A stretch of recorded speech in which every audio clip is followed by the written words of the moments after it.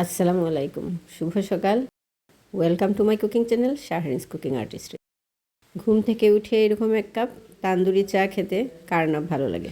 তাহলে চলুন আমার সাথে, এক কাপ চা হয়ে যাক। এখানে আমি 2.5 কাপ পানি নিয়েছি, দিয়ে দিলাম 4 চা চামচ চায়ের পাতি, দিয়ে দিলাম 1 টুকরা দারচিনি, দিয়ে দিলাম পরিমাণ মতো দুধ, 3 চামচ চিনি দিয়ে এটাকে আমি খুব ভালো করে জাল করব যাতে লিকারটা বের হয়ে যায়।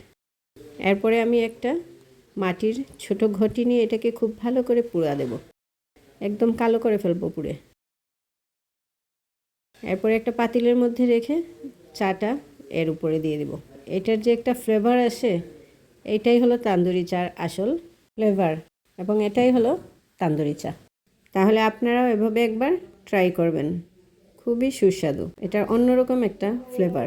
চাটা কেমন লাগলো কমেন্ট করে জানাবেন। এখনকার মতো বিদায় নিচ্ছি, আল্লাহ হাফেজ।